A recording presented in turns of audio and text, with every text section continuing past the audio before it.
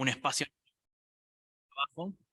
Así que simplemente eso, agradecerte y gracias también por haber participado, haberme comentado y por estas lindas palabras también. Gracias.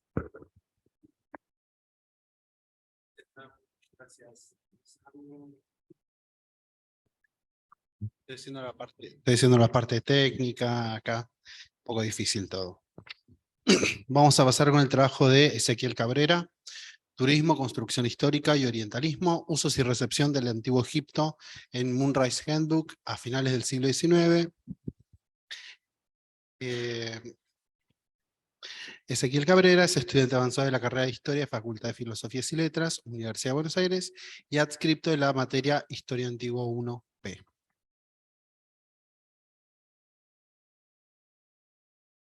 Bueno, gracias. Primero agradecer a la cátedra, tanto Irene, Matías, Florencia y todo el equipo que nos brindan el espacio y nos brindan el apoyo y nos brindan recomendaciones, nos leen a todos los adscriptos y nos impulsan a participar de estos espacios de diálogo y de investigación.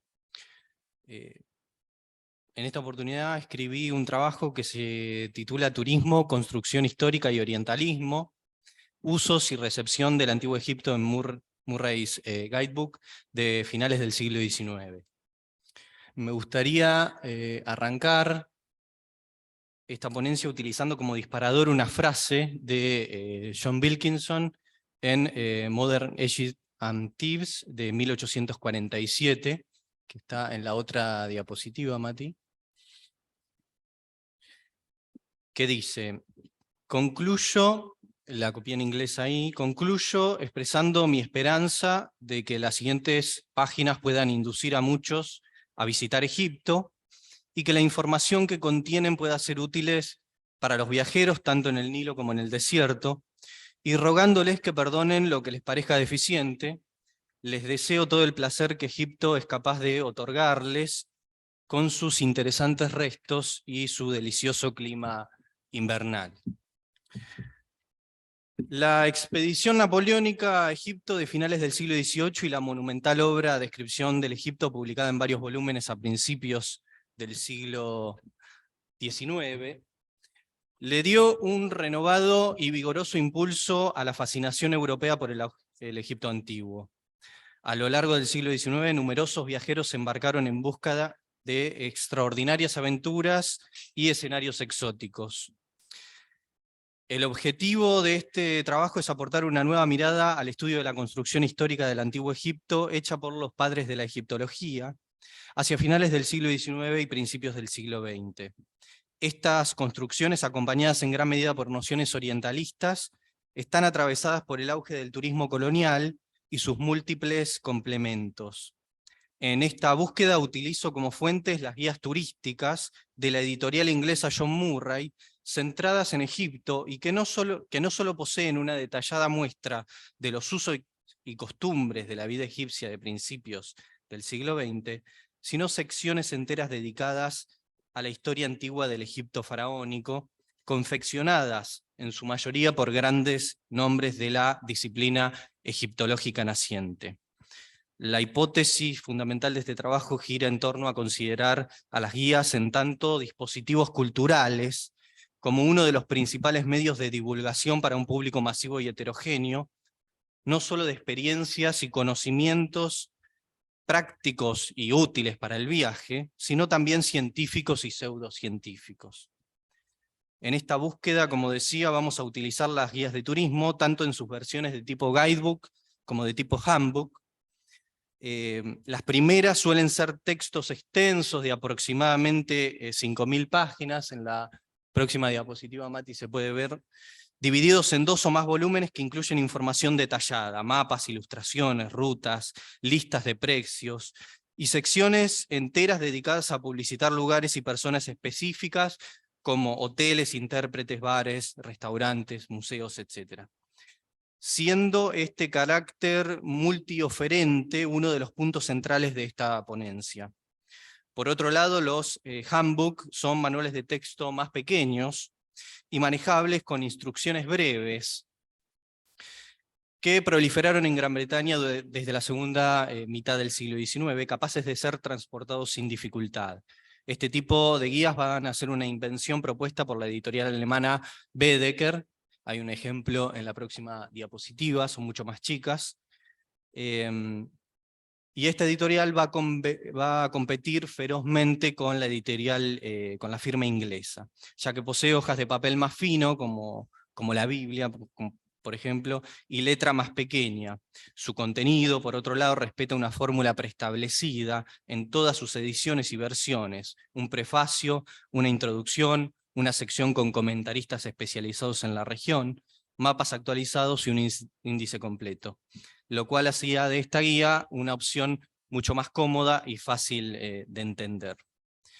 Me propongo identificar cómo a lo largo del siglo XIX las guías de turismo, en específico las publicadas por la editorial inglesa, se convirtieron en dispositivos culturales orientalistas y difusoras masivas, no solo de una fascinación por el antiguo Egipto, sino también como las primeras y principales herramientas de divulgación del discurso egiptológico.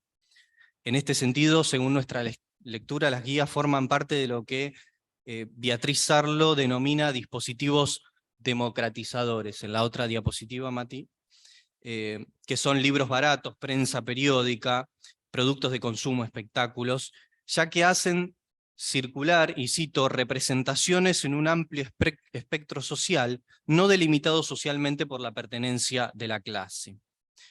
Ahora bien, deberíamos pensar por qué estas guías turísticas son masivas si en un principio sirven como complementos del turismo, que en definitiva no deja de ser una industria acotada hasta por lo menos el periodo de posguerra.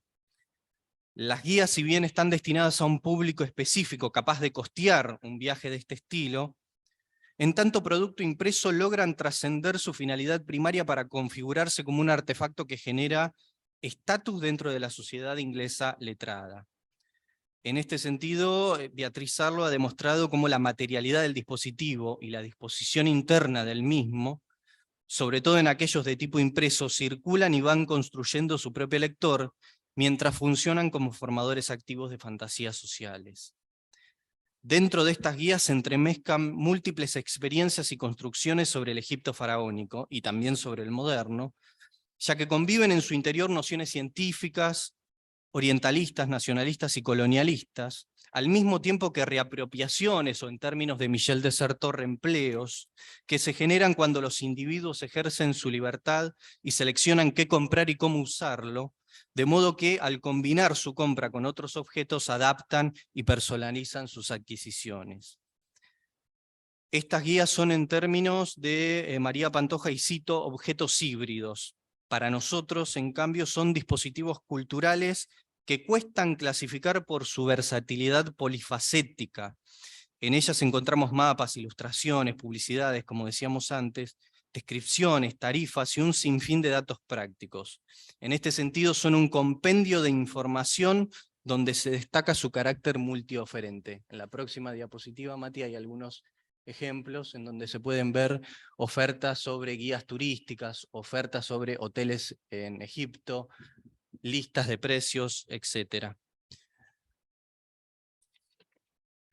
A lo largo de esta ponencia me gustaría destacar dos cuestiones teóricas y metodológicas que atraviesan todo el trabajo. En primer lugar, consideramos a las guías, como decíamos antes, como un dispositivo cultural en los términos que lo hace Michel Foucault, entendido como un conjunto heterogéneo que implica discursos, instituciones, leyes, enunciados científicos y demás, ligados a una función esencialmente estratégica en un momento histórico determinado, pero siempre atravesado por relaciones de poder. Estos dispositivos implican siempre un proceso de subjetivación, es decir, producen un sujeto. En definitiva, el concepto de dispositivo nos sirve para problematizar las guías turísticas entendidas como un conjunto de praxis, de saberes, de medidas y de instituciones, cuya meta es gestionar, gobernar, controlar y orientar, en un sentido que se quiere útil, los comportamientos, gestos y pensamientos de los hombres. ¿Esto quiere decir que siempre lo logran? De ninguna manera. Las tensiones entre las relaciones de poder dentro de los mismos dispositivos incluye la agencia de los receptores, entendidos como sujetos activos, que muchas veces configuran contradispositivos, logrando procesos de desubjetivación. En este sentido, es necesario incorporar nuevas perspectivas y formas de analizar las fuentes históricas, dejando atrás los estudios que enfatizaron el papel de autor-productor, para incorporar de manera activa los usos y respuestas de los receptores. Anclados en las ideas propuestas por Paul Ricoeur y Michel Desserteau, los estudios sobre recepción comenzaron a ver a los receptores como agentes activos y creativos, cuestionando la idea de consumidores como meros apropiadores. Considero que es allí donde las teorías de recepción se solapan y se retroalimentan en otros estudios emergentes de los últimos 50 años, como las teorías del consumo, del ocio, del turismo de masas y de los estudios comparativos. Podemos señalar que si bien el significado último se lo da en gran medida el agente que lo recibe, es necesario identificar las relaciones de poder al interior de ese diálogo, las formas de reapropiación y los intereses en juego. En segundo lugar, quisiera mencionar la categoría de orientalismo que ya fue citada a lo largo de estas jornadas, como una herramienta teórica y metodológica útil para pensar las construcciones y representaciones que se han hecho en torno al mundo del Egipto antiguo, intrínsecamente relacionadas con nociones muchas veces estereotipadas y generalmente negativas. Quisiera decir, para no extenderme mucho más, que todos los elementos internos presentes en las guías turísticas las hacen una fuente histórica fundamental para entender las representaciones creadas en torno al mundo del Egipto antiguo.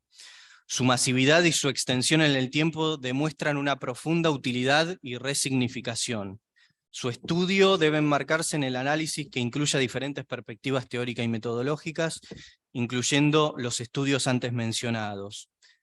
La categoría de orientalismo atraviesa toda nuestra propuesta, apoyándose en el concepto Foucaultiano de dispositivo que nos permite ver en las guías un complejo entramado de relaciones de poder e intereses contrapuestos.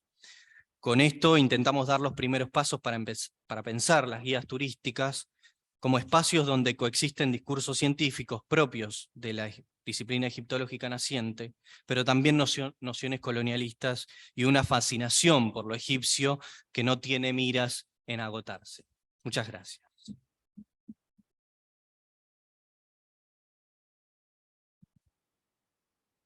Muchas gracias, Ese. Muchas gracias por ceñirte. Bruno y Alejandro, les voy a pedir también que se ciñan a los 12 minutitos para que después podamos hablar los comentadores, comentadoras y el público. Ahora es el turno de Bruno Allen Méndez, que es estudiante de la Facultad de Filosofía y la carrera de Historia de la Facultad de Filosofías y Letras de la Universidad de Buenos Aires y adscripto de la Cátedra de Historia Antigua 1B Oriente. 1 Oriente B. El título de la ponencia es Cuando dos funcionarios se amaron, usos y recepciones de la mastaba de Nianchchnum y Kumhotep.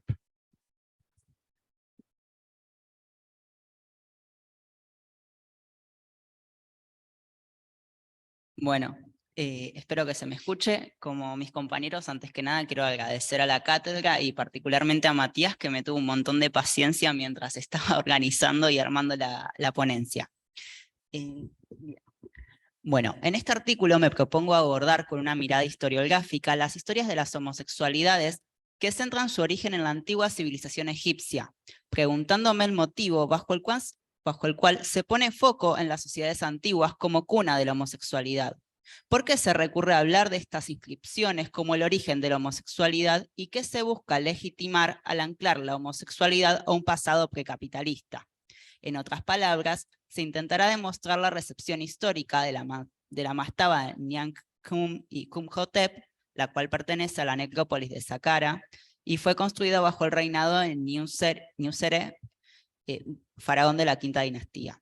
Entre los abordajes teóricos, analizo la relación entre el capitalismo y la identidad gay, el pensamiento heterosexual obligatorio. Asimismo, hago hincapié en la homosexualidad y la heterosexualidad como un mito de la modernidad, cuya labor es justificar un orden social intocable, que al naturalizarse adquiere categorías históricas, permitiendo a ciertos autores hablar de homosexualidad y heterosexualidad en sociedades que no estaban sujetas al mito de la heterosexualidad obligatoria, cayendo en anacronismos. Por ello se propone el uso de conceptos que no niegan las lógicas sociales, tales como, por ejemplo, el homoerotismo. Siguiente diapositiva. Como primer punto a analizar, me propongo a presentar el el número 32 de la revista Arqueología Queer. El primer exponente en presentar el tema en dicho espacio fue Reader, mediante un artículo titulado Same Sex Desire, Nianjum and Humhotep en el 2000. Este autor va a seguir los lineamientos de Parkinson, quien expone en el 95. Sin embargo, el editor de la revista situó de forma provocativa una de las vistas de la mastaba. La recepción que tuvo esta portada generó una interpretación de la intimidad masculina occidentalizada, ocasionando una idea contraria a la declarada por la revista.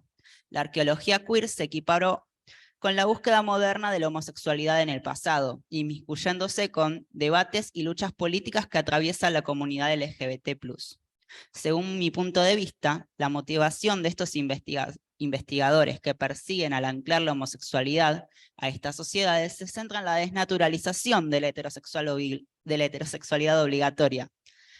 A pesar de sus nobles objetivos, tienden a naturalizarla y volverla universal y atemporal, en vez de cuestionarla. Bien, siguiente diapositiva. En la siguiente diapositiva se muestran algunas apreciaciones sobre esta homosexualidad en lo que sería el Antiguo Egipto. Más modernas son del 2015 y del 2004. Incluso se caen en asociar los estereotipos que se le asocian a ciertos géneros en la actualidad en estas sociedades sin comprender realmente cómo se insertaban las lógicas sociales. El último, ¿cómo se dice? La última cita que está en la diapositiva es del Ministerio de Antigüedades egipcio, que cuando descubren la mastaba no entienden muy bien la relación o la vinculación de estos dos hombres y llegan a la conclusión de que podían ser hermanos siameses. Sin embargo, bueno, esto lo trató en el artículo, se desmiente dicha aseveración en base a la transcripción y traducción de los jeroglíficos. Pero para Egipto siguen sosteniendo que son hermanos, sí están muy negados a aceptar otro tipo de vinculaciones. Ahora, Mati. Siguiente diapositiva. Bien, bueno, esta es la foto de la mastaba, y a partir de la entrada de la tumba se van a encontrar los nombres y los títulos de ambos, ¿sí? Nianjum a la derecha, bueno, y Humhotep a la izquierda. Sus titulaciones son idénticas y el juego que realizaron con sus nombres solamente complicó la interacción e interpretación que los egiptólogos podían brindarles a estas tumbas. Los títulos de ellos eran manicuro del rey, inspector de las manicurías del palacio, confidente real, sacerdote de Ra, del templo solar de Nusser. Por otro lado, el significado de sus nombres denota una cercanía íntima. Nianjum puede traducirse como unido a la vida y Humhotep unido al estado bendito de la muerte. Por consiguiente, ambos nombres combinados pueden traducirse como unidos en la vida y en la muerte. Dentro de la historia que se encontró de Egipto, no hay ninguna otra obra, ya sea artística o tumba, que contenga una vinculación, una cercanía entre dos personas del mismo sexo como la que se encontró en esta mastaba. Siguiente diapositiva. Bueno, esta es una foto sacada hay un paseo virtual que provee el Ministerio de Antigüedades de Egipto, donde se puede acceder a casi todas las tumbas y pirámides de Egipto. Este sería el recorrido virtual de la mastaba esta particularmente. Y la foto que se había visto en Arqueología Queer justamente es de uno de los pilares centrales de la mastaba. Siguiente diapositiva, por fin. Bueno, en esta foto justamente es donde el Ministerio de Antigüedades va a asegurar que son hermanos por la forma en que van estos dos personas de la mano. Justamente, bueno, no se les ven las caras, pero son ellos. La mastaba va a estar repleta de este tipo de iconografías. En algunos casos aparecen también las esposas de estos dos hombres o sus hijos, pero siempre en una diferencia, ya sea de tamaños, de presencia, en relación a la importancia.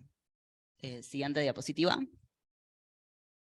Bueno, justamente esta es la parte que decía de la entrada de la tumba, que se encuentran sus nombres enfrentados, al igual que en la parte superior, también están ambos enfrentados con una mesa de banquete en el medio.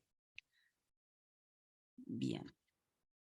En síntesis, la iconografía tan peculiar que presenta la mastaba representa a sus protagonistas en escenas muy íntimas en compañía de sus esposas, y en algunos casos, y en otros en conjunto con sus hijos. Ambas esposas, dicho de paso, eran sacerdotisas de Hathor. No sé cómo estoy de tiempo, Mati. Bueno, les cuento entonces una anécdota, entre muchas comillas. Dentro de la tumba hay una escena justamente de Kunhotep que está oliendo una flor de loto. Esta escena es muy icónica dentro de las tumbas egipcias. Usualmente suele estar la figura femenina, entre muchos paréntesis, la esposa del difunto oliendo una flor de loto. En este caso, al encontrarse un hombre oliendo la flor de loto, se utilizó, bueno, además del resto de la iconografía de la tumba, para argumentar a favor de una homosexualidad, otro tipo de vinculaciones. Y asimismo se tiende a imponerle una imagen muy femenina a Kunhotep, porque está como representando el papel femenino en otras tumbas, lo cual cae en interpretaciones muy erróneas, como que hay un tercer género en el Antiguo Egipto. Bien, se sabe, bueno, que el loto es una flor sagrada en estrecha relación a la resurrección y la vida eterna en la Duat. Bien, y bajo estas perspectivas comprendemos que el discurso heterosexual, entendidos en términos lingüísticos, niega la posibilidad de crear nuestras propias categorías, dando como consecuencia la propagación de un discurso basado en el pensamiento binómico homosexual-heterosexual, aunque la intención del investigador sea la contraria. Te pido la siguiente diapositiva. Bien, esta es la imagen que estaba en la portada de la revista Antropología Queer, que asimismo es en Reader, que es un autor que estudió muy bien esta tumba, hizo una comparación con otra tumba que estaba también en Saqqara, y encontró que esta misma imagen se representaba a una pareja de diferentes sexos, y bueno, se podría suponer que se utilizó esta comparación para argumentar también a favor de esta homosexualidad, pero me reitero, si caemos en los términos que se emplearon bajo el furor del capitalismo, nos impide realmente comprender cómo funcionaban las vinculaciones y las lógicas sociales en sociedades precapitalistas. Ahora, bueno, les cedo la palabra.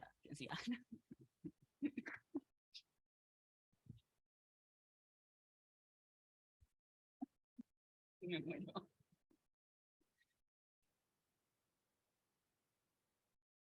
Gracias, Bruno. Bueno, y es el turno del último ponente, antes de darle paso a los comentaristas.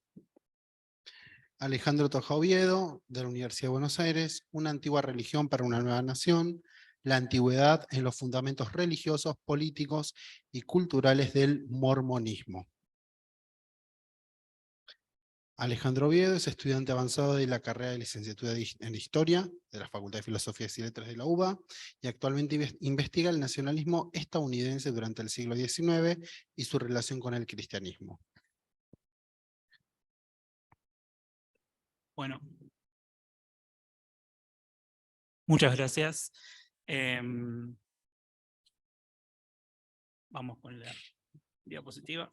Quería agradecerles a la organización, bueno, a mis compañeros, un lujo estar con todos ustedes, con todas estas investigaciones, y gracias por lo de jóvenes investigadores también.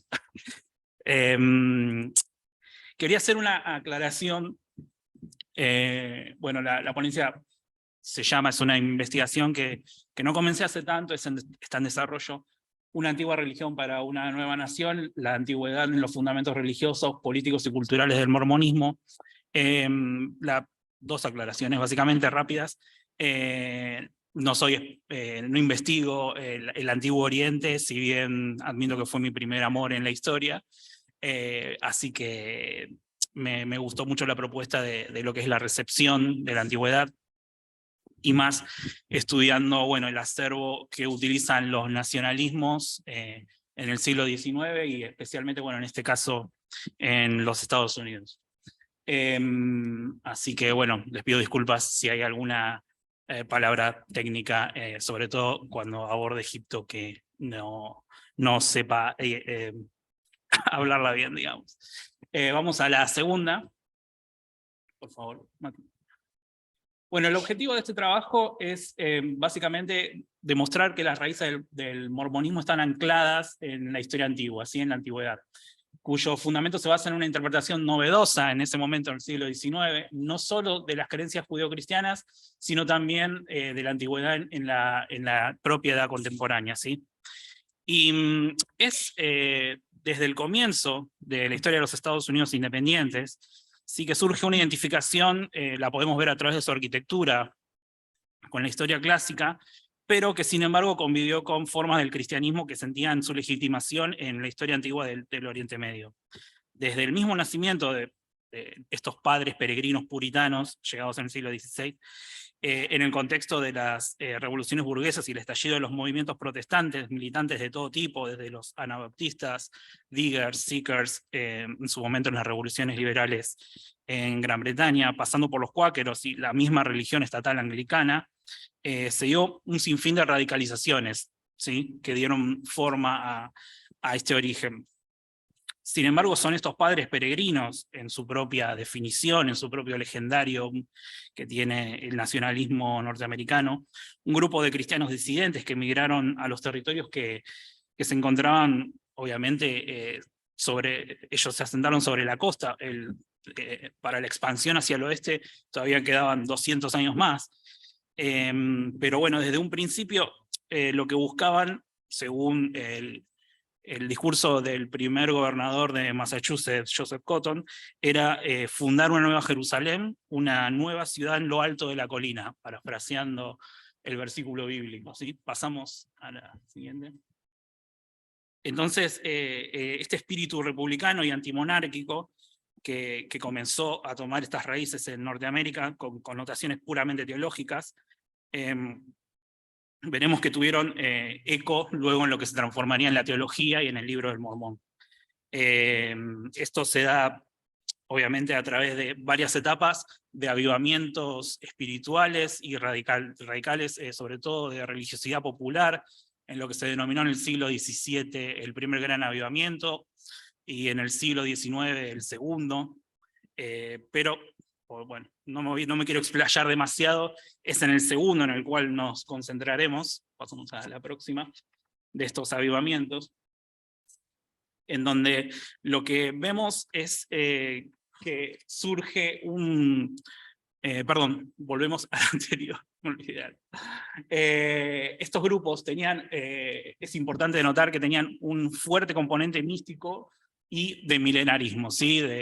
El fin del mundo se acerca, el fin del mundo está a la vuelta de la esquina, y por eso esta nueva Jerusalén como faro de la humanidad, ¿sí? De esta vieja Babilonia, que es lo que representaba la Europa en ese momento. Entonces empiezan a aparecer vocablos y sentidos como, bueno, la gran ramera, que luego va a derivar más adelante en lo que es la derecha y el evangelicalismo norteamericano en el Vaticano, pero también va a derivar en el modernismo, en todo lo que sea, digamos, lo que no represente la tradición religiosa y la tradición cultural que es anclada en el siglo XIX, comenzó en ese momento.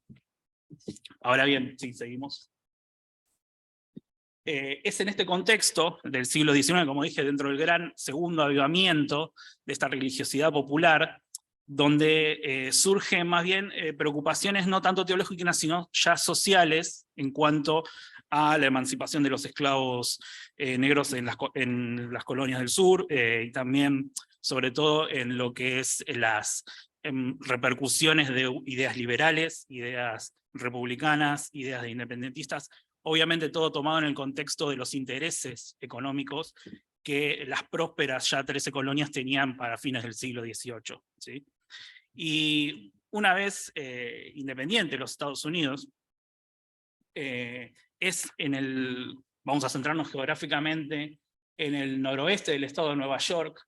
Se ve chiquitito, pero podemos ver en esa región que se le llamó el Burnt District, que fue un distrito quemado, donde surgieron un montón de expresiones religiosas que remontan por ahí en la historia del cristianismo al montanismo, es decir, expresiones radicales, vindicadas en la expresión de exaltación, sobre todo en el Espíritu Santo, en el hablar de lenguas angelicales, todo lo que es el imaginario y la teología más pentecostal moderna que conocemos del cristianismo. En esta región, como les dije, nace Joseph Smith, el que luego sería el fundador de este movimiento, ¿sí? Y ya a los 14 años, en 1820, declara haber tenido una visión de dos personajes, ¿sí? en este momento. No es casual que el mismo Smith venía de una tradición de Seekers, que era, digamos, una rama del cristianismo en la que ellos mismos se definían como que no existía una iglesia todavía establecida, que sería luego con el tiempo, ellos Seekers, de buscar, de seek, que el Espíritu Santo les revelaría a esta iglesia. Entonces, en este contexto, no solo de eso, sino de exotismo, también como hablaba Florencia a la mañana, en esta búsqueda de tesoros y de lo exótico, y también de raíces herméticas que se dan en este momento. Dice tener una visión de Dios Padre y su Hijo Jesucristo, encargándole de restaurar el reino en la tierra del cristianismo originario, prohibiéndole afiliarse a cualquier otra iglesia, es decir, no existía otra iglesia, y él iba a ser el propio profeta de esa iglesia. ¿Sí? De esta manera, ya con 18 años, aseguró haber sido llamado luego en una segunda visión por el ángel Moroni. ¿Sí? Se le apareció en una noche para comunicarle de parte de Dios la existencia de un libro enterrado, hecho de tablas de oro, en el monte Cumora, ahí sobre la izquierda del mapa, en donde iba a encontrar la verdadera revelación, segunda revelación, aparte de la Biblia, ¿sí? En donde iba a decir el plan del establecimiento de esta iglesia de Dios en la tierra. Así que hacia la década de 1830, lo que él hace es traducir, ahora veremos luego cómo lo traduce y de dónde lo traduce, estas planchas de oro que cuentan en su principio con 7 testigos, de los cuales 4 después se retractan de haber realmente sido testigos de este descubrimiento, y que, bueno, serían el momento fundador, ¿sí? de este movimiento, en su principio pequeño, pero, como decía, en un contexto de exaltación religiosa bastante popular, ¿sí? Entre las clases bajas sobre todo. Vamos a la siguiente. Bueno, como ya les había adelantado, vamos a seguir con la otra. Vamos a hacerlo más rápido. La hipótesis que establezco es que el surgimiento de lo que luego sería llamada la Iglesia de Jesucristo de los Santos de los Últimos Días se da en el contexto de la formación de una nación que en su interior tiene un pensamiento puritano devenido de este pueblo elegido, que ahora ya es un Estado independiente, y que buscaba interpretar su fe en un pasado bíblico basado en el Antiguo Testamento, pero que también sirviera como fundamento de aquel destino manifiesto que había expresado el primer gobernador de Massachusetts, John Cotton, y de esta manera los Estados Unidos representaban una novedad, tanto política como cultural y a la vez religiosa, ¿sí? Es interesante cómo lo describe Harold Bloom en La religión, un sociólogo norteamericano, en La religión americana, que él define que hay 2 religiones puramente americanas, bueno, estadounidenses, que son el mormonismo y los denominados bautistas del sur, ¿sí? Que son, entre ellos, antagonizan mucho, tienen teologías muy distintas, pero que son propiamente hijas de esta época y del contexto del surgimiento de la nación norteamericana, de la nación de los Estados Unidos. Seguimos, uno más.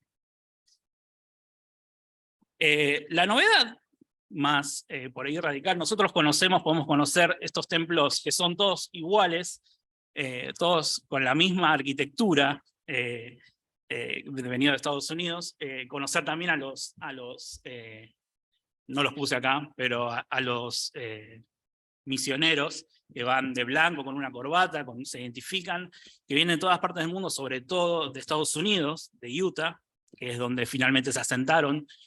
Algo que no dije antes es que es tan abarcativa la historia de los mormones y es tan abarcativa su teología y puede haber tantas derivaciones de un estudio que no encontré, la verdad, en español, digamos, información, por lo tanto hay un montón de temas para abarcar, también en su relación con Latinoamérica. Si bien hay trabajos de su establecimiento en México, sobre todo al sur de la frontera, que ahora, si me alcanza el tiempo, diré por qué México. Es interesante que yo me quedé en el aspecto, sobre todo del primer mormonismo de Joseph Smith, entre 1820 y 1840, y su imaginario primigenio, digamos, ¿no? Porque es tan abarcativo que tuve que, digamos, en principio acotar el objeto para que sea temporal y la verdad ajustado, digamos, en ese sentido.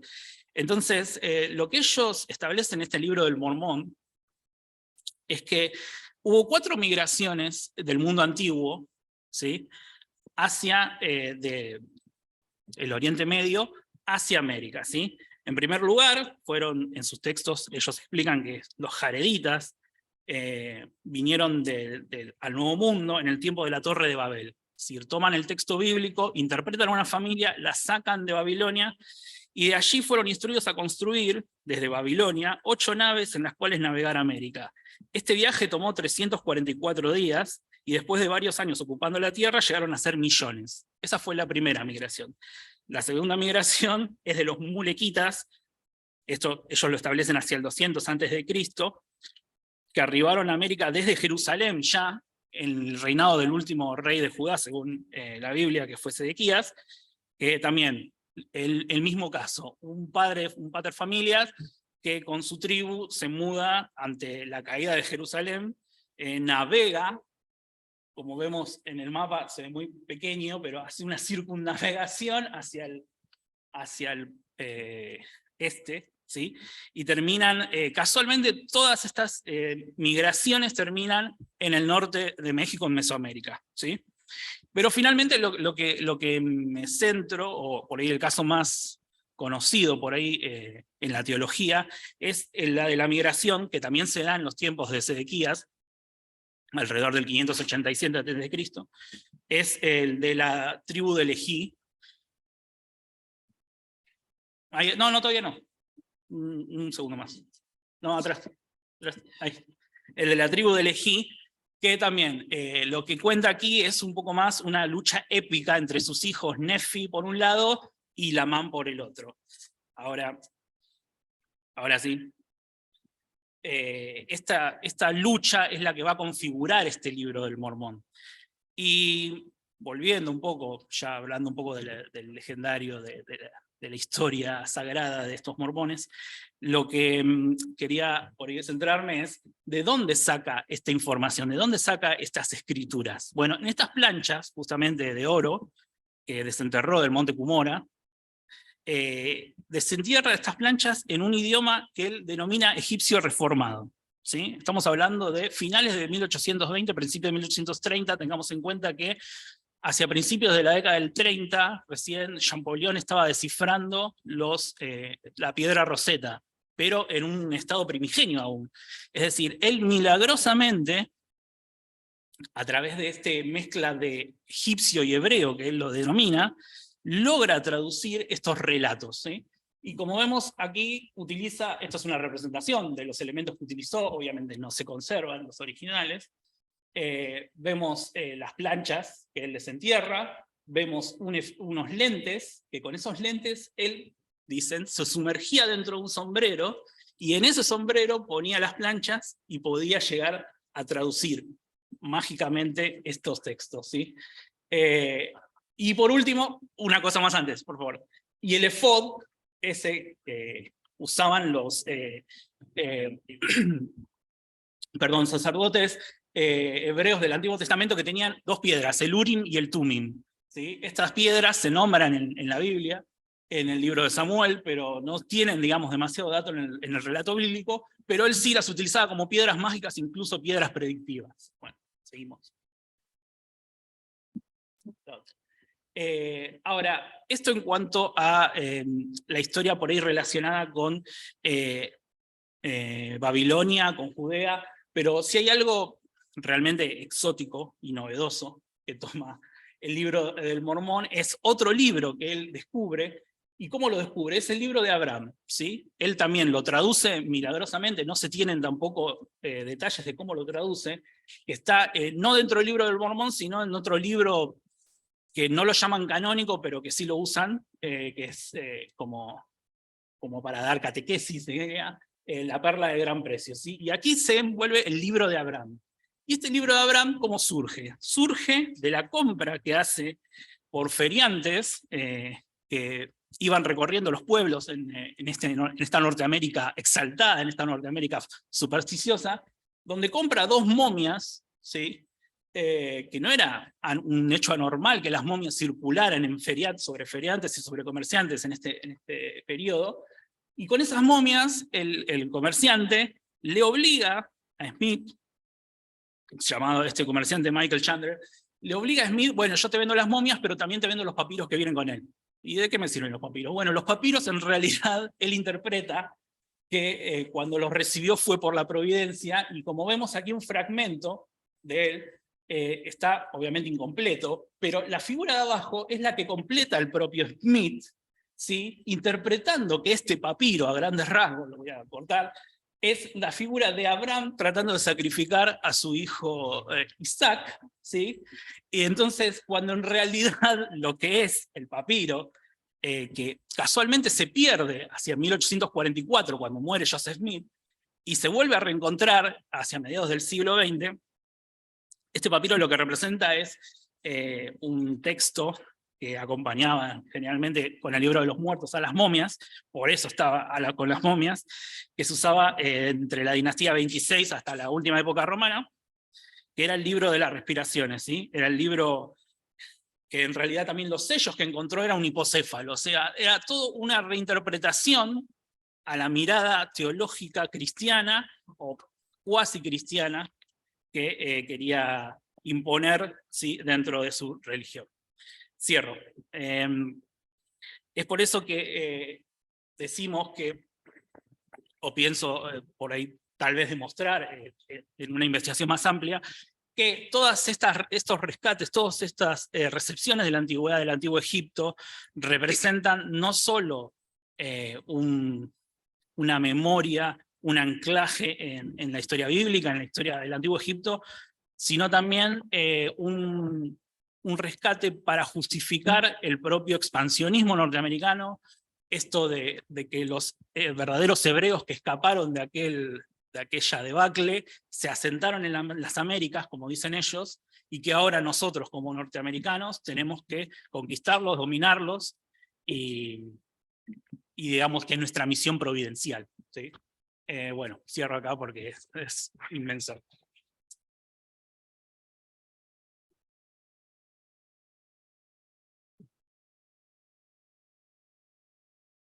Perdonando se cayó, así que voy a ponerlo en YouTube. Igual subirlo y que todos lo puedan ver. Así que vamos. Bueno, gracias a los 4 investigadores. Y ahora vamos a arrancar con el comentario al trabajo de Ezequiel Cabrera, que lo hace Alejandro Pautazo, que es profesor de Historia por la Universidad de Buenos Aires.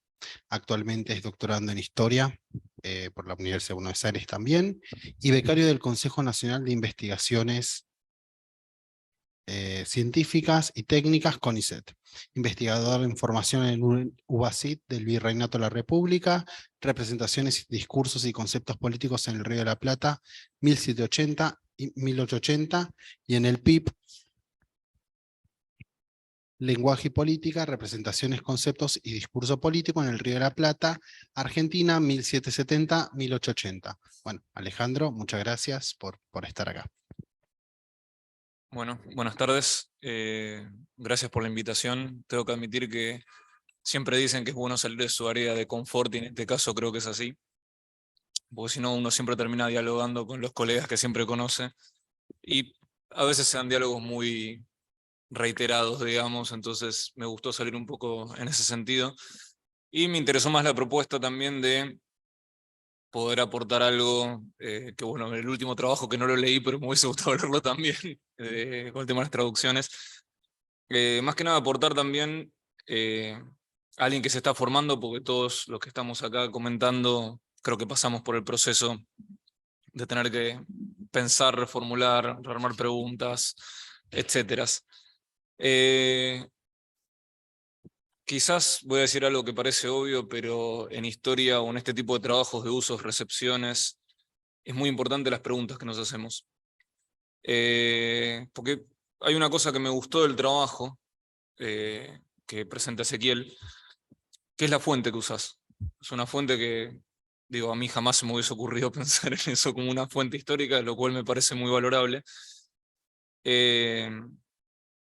Y el hecho de poder interrogárselo desde la recepción, o sea, como abrirle varias aristas, ¿sí? El tema de la recepción, el orientalismo, la cultura de masas, digo, los tres grandes rasgos que pudiste tocar. También está el tema del turismo oriental, que entiendo que por cuestiones de tiempo uno tiene que seleccionar en la exposición. Con lo cual yo en realidad voy a hacer como las cosas que creo que pueden contribuir a pensar lo que vos propones, ¿sí?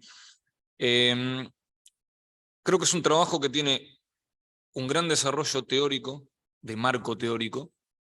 Michel de Certeau, Agamben, Foucault, Beatriz Arlo, puedo seguir mencionando, digo, los que todos podemos llegar a conocer. Pero una de las cosas que me hubiese gustado, pero no por mí, digo, pensando también en el trabajo, es una descripción densa de la fuente. ¿Se entiende? O sea, porque se nota que vos conocés muy bien la fuente, y lo digo en serio, o sea, se nota, pero para el lector hay que introducirlo en ese mundo. ¿Se entiende? Entonces, creo que hubo muy buen desarrollo teórico, pero digamos, nosotros como futuros historiadores o gente, es la fuente el punto de partida.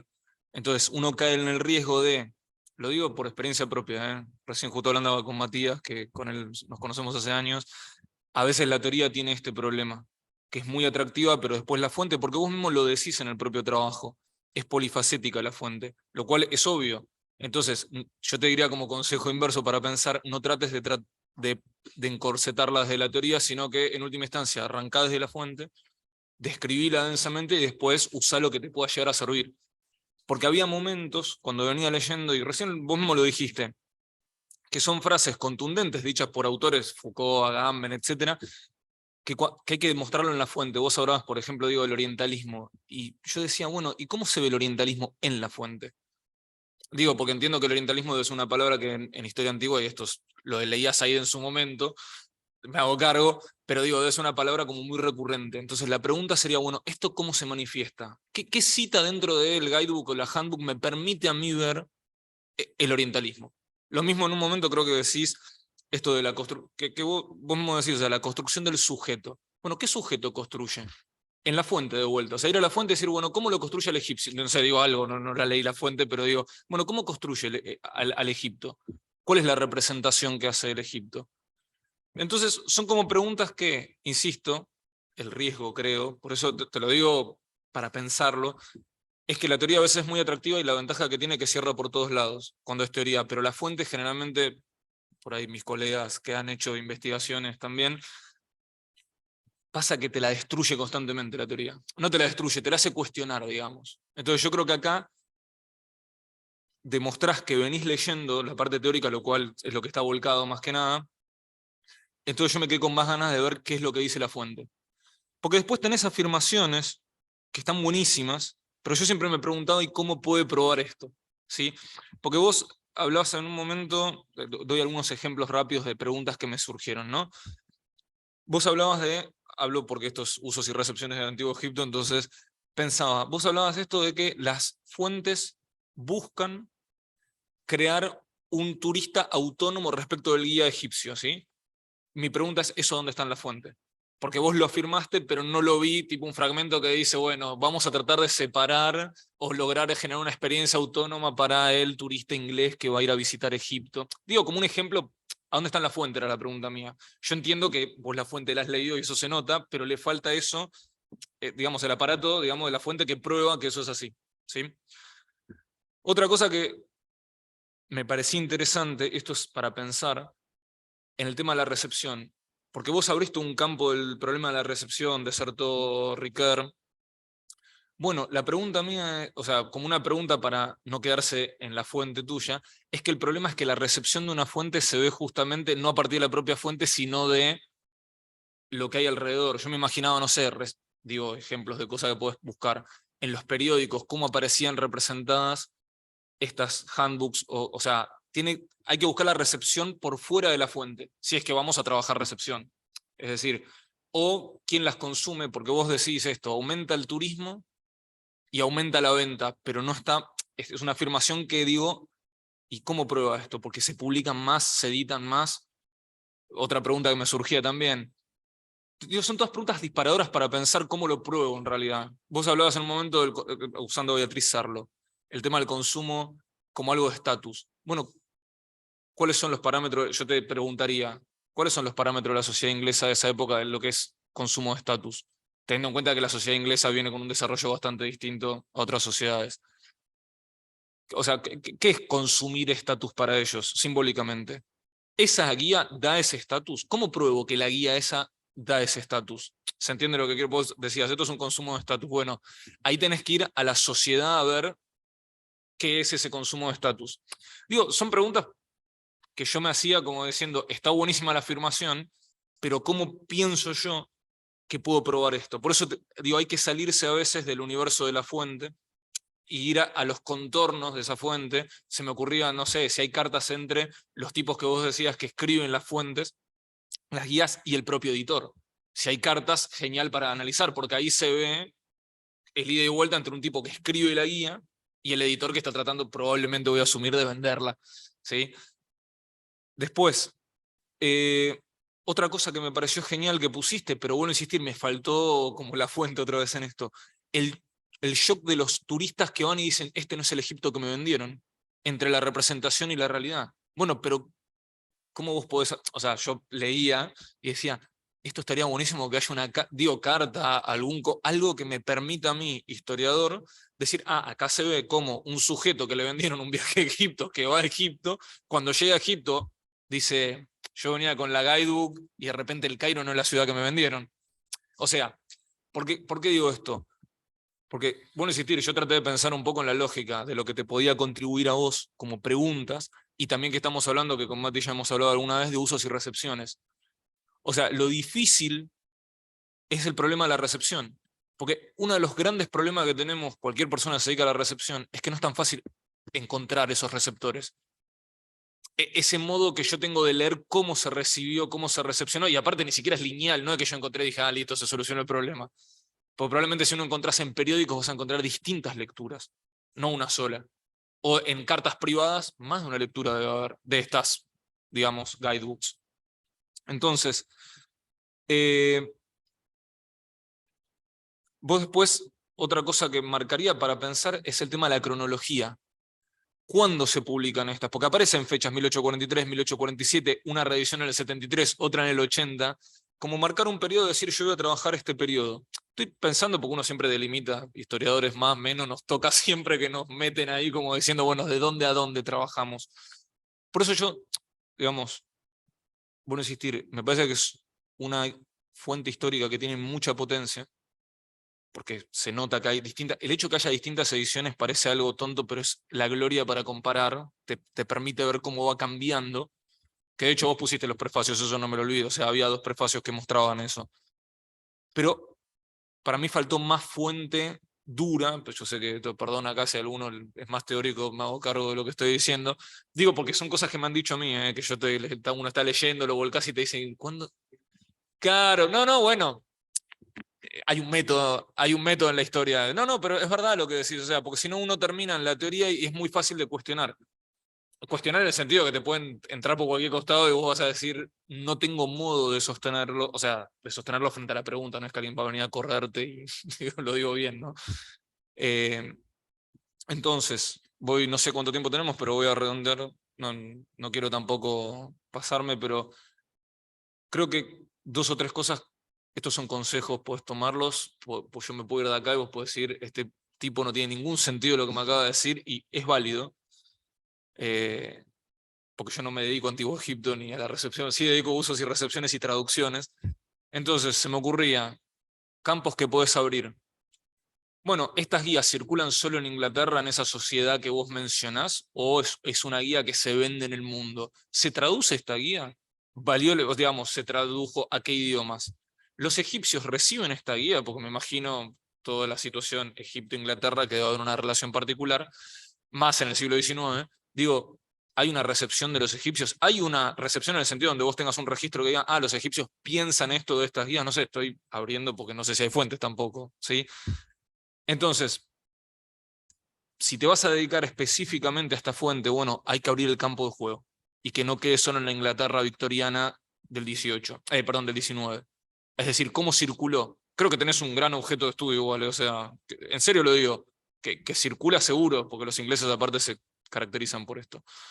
Siguiente pregunta que haría es, bueno, estas guías, ¿cambia el formato? ¿En función de qué cambia el formato? Porque vos hablas de un público ampliado, este público que sacás de Beatriz Sarlo, pero la pregunta es, ¿las guías cambian por eso o no cambian por eso? Es porque el editor Murray le está apuntando a eso porque se dio cuenta que su producto vende en un sector. Digo, porque ahí tendrías un claro ejemplo de algo que no es una intención original. El tipo crea la guía para un turista, vos mismo lo decís, para un turista y de repente hay un público ampliado. Y por el público ampliado es lo que le genera más dinero que los, no sé, 700 turistas, voy a tirar un número cualquiera, que van a Egipto en el siglo XIX. Digo, es para pensar, porque hay una cosa que vos me pareció genial cuando usaste a Agamben, Foucault, dijiste, bueno, pero esto siempre es así, no. Y ahí me parece que te tenés que concentrar. En los matices, pero en los matices que lamentablemente, digo, son siempre contradictorios. Porque uno quiere siempre como ir por la afirmación y la realidad es que, vuelvo a insistir, como último consejo es, no te voy a decir que tires la teoría porque me gusta la teoría, soy un fanático de la teoría, ¿sí? No voy a discutirlo, pero hay que tener cuidado con la teoría. Porque la teoría corres el riesgo de que la teoría le dé forma al objeto de estudio. O sea, que tu fuente termine, vos en un momento yo leía algo que vos pusiste muy, muy sintético, pero bien Foucaultiano. Buscan, digamos, es un dispositivo que busca gobernar, crear leyes. Y yo decía, che, pero esto es, la guía es el mejor, es una constitución, pensaba yo. Estoy exagerando el argumento, ¿no? Pero que se entienda. O sea, uno tiene que entender hasta qué punto uno puede afirmar algo con la teoría y hasta qué punto la teoría es útil para lo que estoy estudiando. Y decir, esto me sirve, esto lo dijo, pero no me sirve quizás para el objeto de estudio. Por eso yo decía que, como cuarto consejo, y ahora me callo, es la descripción densa a lo Clifford Geertz de la fuente. Un índice, algo que permita al lector que no está familiarizado con la fuente, porque es el otro tema que uno tiene, o sea, cuando uno habla de todos estos objetos, acá porque, bueno, todos ellos quizás conocen a John Murray, yo me lo encontré a John Murray, es importante para establecer un diálogo dentro de la idea de la recepción y los usos, dar una descripción densa para que cualquiera que te lea diga, es por acá lo que está yendo. ¿Sí? Porque se nota que vos lo sabés, pero se lo tenés que transmitir al sujeto que, digo, hablando de todo lo que vos teorizaste bien, al sujeto que lo lee. Bueno, ¿qué es la guía entonces? La guía contiene esto, contiene esto, contiene esto, contiene esto, y después analizarla. Pero el camino contrario, mi recomendación es de la fuente, y la teoría te va permitiendo hacer algunas afirmaciones. ¿Sí? Bueno, igual fue realmente un gusto. Primero la invitación quiero agradecer, y un gusto haberte leído, ¿sí? Porque realmente me sentí identificado con muchas cosas que esto me hubiese gustado que alguien me lo diga en algún momento. Bueno, muchas gracias, Alejandro. Cuando yo hablo de producción de conocimiento es esto. Este tipo de charlas y discusiones teóricas, metodológicas, nada, muy agudo. Ya quiero discutir y charlar con vos un poco, pero vamos a esperar, porque le Apagá la toca, cámara y nos matamos, no pasa nada. le toca a Gabriela Mitidieri, ¿sí? Que va a comentar el trabajo de Bruno Allen Méndez. Gabriela es profesora, licenciada y doctora en Historia por la Universidad de Buenos Aires. Es docente del Seminario Anual de Tesis Historia Social, Trabajo y Género en la carrera de Historia de la Facultad de Filosofías y Letras de la UBA. Es docente y coordinadora del área del Profesorado de Historia y Geografía Alfredo Palacios. Es miembro del Instituto de Investigación de Estudios de Género de la Universidad de Buenos Aires y asistente de redacción en la revista Mora, la publicación de dicho instituto. Forma parte de la Asociación Argentina de Investigadores en Historia de las Mujeres y Estudios de Género. Gracias, Gaby, por estar acá. Bueno, gracias Mati por la invitación y la presentación. Me pasa un poco como al colega, tampoco soy de historia antigua, soy del siglo XIX, entonces ya le dije a Bruno que me tenga piedad por mis comentarios. Voy a intentar también ceñirme a cuestiones que tienen que ver con lo teórico-metodológico más que con lo específicamente historiográfico del mundo antiguo. Decir que disfruté mucho de la lectura del trabajo de Bruno, que me parece un esfuerzo de reflexión teórico-metodológica muy necesaria para todas las personas que nos dedicamos a la historia y que estamos acercándonos a problemas en torno al género y a las sexualidades, ¿no? Sobre todo, en la misma línea de lo que señalaba el compañero, digamos, frente al desafío de cómo hacer para tener el cuidado de no sobreimprimir categorías externas o extemporáneas a los procesos y sujetos que analizamos. En ese sentido, Bruno es muy enfático en que efectivamente es un peligro que un conjunto de producciones historiográficas han tenido que, digamos, enfrentar y que no lo han hecho siempre de manera elegante o rigurosa.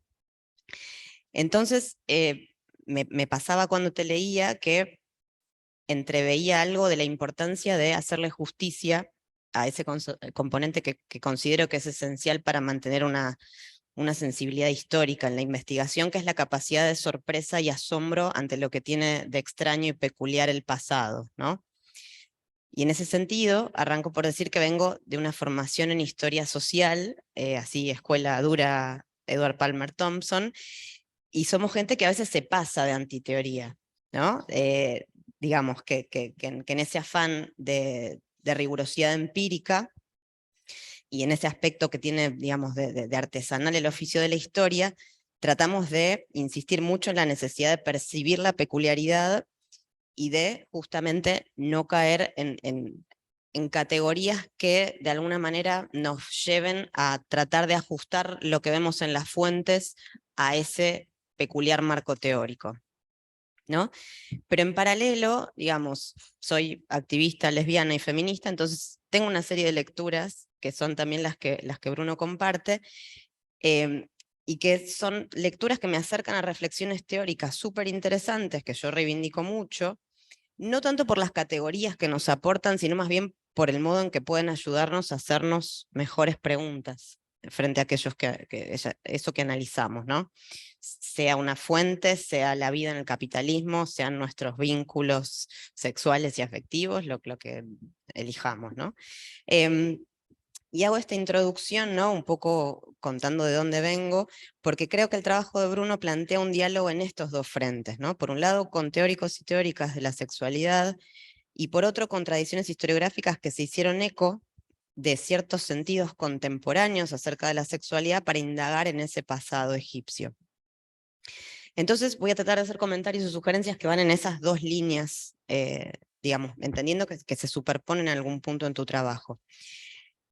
En relación a las teorías en torno a la sexualidad, a la heteronorma, a las múltiples desviaciones de la misma, lo que Bruno expone en su introducción son textos clásicos, que a su vez, coincido con algunas de las cuestiones que se señalaban antes, es importante también pensar en tanto que fuentes, ¿no? En tanto de su contexto de producción, en particular pienso en Foucault, en Wittig y en Hockenheim, que son teóricos que están pensando desde la crisis del estado de bienestar de posguerra, en el seno de movimientos de liberación sexual, que están a su vez entrando en debate con las izquierdas y con los feminismos.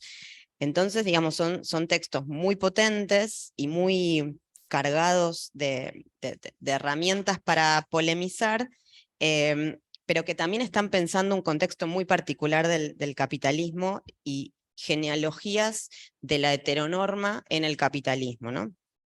Entonces, por eso las miradas de teóricas como Butler o de Lauretis que después traes van a ser otras muy distintas porque están pensando en clave de identidades, de discursos, en torno a la década del 90 y en el marco de los desarrollos de la teoría queer, ¿no?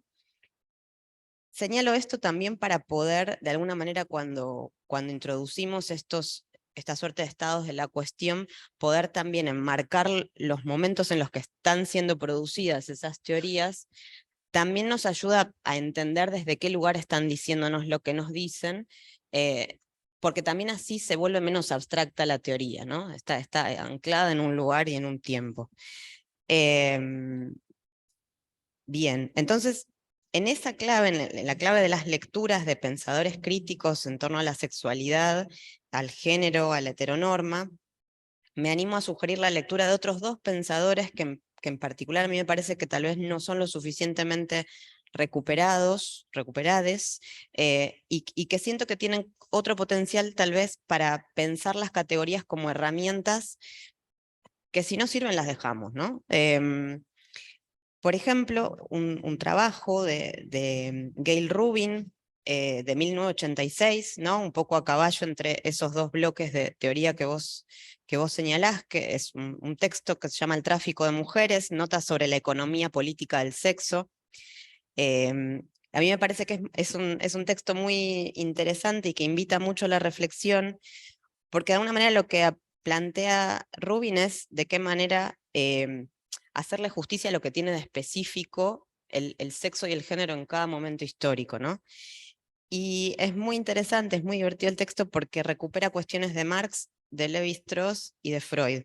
A mí en particular me gusta la parte de Marx, porque soy marxista, pero podés leerlo todo y tiene interés también el resto de los apartados. Entonces ella dice en un momento, en alguna ocasión Marx preguntó qué es un esclavo negro. Un hombre de la raza negra solo se convierte en esclavo en determinadas relaciones. Una devanadora de algodón es una máquina para devanar algodón, solo se convierte en capital en determinadas relaciones. Arrancada de esas relaciones no es capital, igual que el oro en sí no es dinero, ni el precio del azúcar es azúcar, ¿no? Entonces, re lindo de Marx. Y ella dice, bueno, podríamos parafrasear qué es una mujer domesticada, dice, está pensando en la década del 80, una hembra de la especie. Una explicación es tan buena como la otra. Una mujer es una mujer. Solo se convierte en doméstica, esposa, mercancía, conejito de Playboy, prostituta o dictáfono humano en determinadas relaciones. Entonces a mí me parece que hay algo de este tipo de teoría que es más sensible tal vez a ciertos cambios dentro del capitalismo o a lo largo del tiempo que tal vez te sean de mayor utilidad para pensar lo específico que estás estudiando vos. Por otro lado, hay otro teórico que es más reciente y que va un poco en la misma línea, se llama Peter Drucker o Peter Drucker, que tiene un libro que se llama Warped, Gay Normality and Queer Anticapitalism. Y lo que él hace, que también digo, es cuestionable, te puede servir, capaz no te sirve, lo que trata de plantear es que a cada régimen de acumulación histórico le corresponde una particular formación, vamos a decir, homoerótica. No, él dice same-sex formation, ¿no? Va a decir, bueno, prácticas homosexuales hay en todo tiempo, todo lugar, todo, siempre, ¿no? Sabemos. Lo que dice es, bueno, va a variar si esto es una identidad, si es una práctica, si es un delito, si es un ble, según... Me están grabando. Me parece interesante traerte eso. Ahora bien, me gustaría volver sobre la discusión historiográfica para ya ir cerrando. De nuevo, no soy especialista en historia antigua, pero me parece que hay producciones muy, muy interesantes desde la historia social y cultural, desde la historia de la justicia, de las que podemos tomar nota. Están trabajando otros periodos, pero podemos tomar nota para adentrarnos en los modos en los que estos mismos problemas que vos tenés entre manos pueden ser resueltos de una manera que no pierda contacto ni con la empiria, ni con la rigurosidad, y que tome la teoría ahí cuando le sirve para interpretar la fuente, pero no más que eso, ¿no? cómo hacer para indagar experiencias históricas con inquietudes sobre género y sexualidad de un modo sensible y riguroso. Entonces voy a traer 3 o 4 obras que a mí me parece que son interesantes para pensar. Un clásico de clásicos de la historia social de la homosexualidad, que es Gay New York, Gender, Urban Culture and the Making of the Gay Male World, 1890-1940, de George Chauncey. Después te lo mando todo por mail. Pero a mí me parece que es hermoso, es un texto de 1994, tiene un montón de años ya, pero yo creo que él recoge el guante de Thompson, ¿no? En ese making of.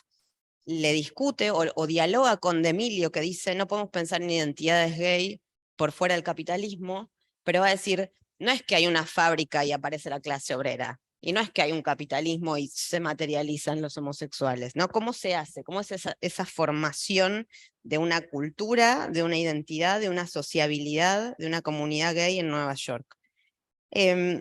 Después a mí me gusta mucho también para pensar, de nuevo, siguen siendo periodos que se alejan de tu periodo, pero todos los trabajos de Fernanda Molina en torno a sodomía colonial, trabajando a partir de fuentes judiciales, me parece que son ejercicios súper lindos para ver metodológicamente cómo se hace, ¿no?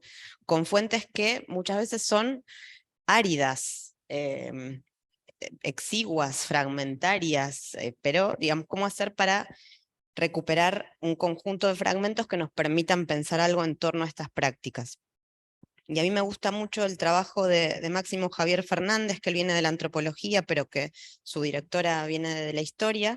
Tiene algunos trabajos, uno bastante reciente con Joaquín Insausti, que se llama De chongos y mayates, masculinidades y sexo heterosexual entre hombres en Argentina y México, que es muy interesante para ver también cómo eso, lo fluido de la sexualidad y de las identidades homosexuales en la segunda mitad del siglo XX.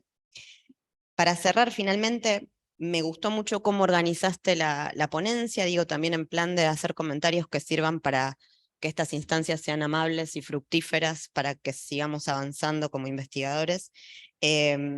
Me gusta que estén las preguntas y el problema al inicio, me gusta que hagas un mapa de lectura para guiarnos en los diferentes apartados que componen el trabajo.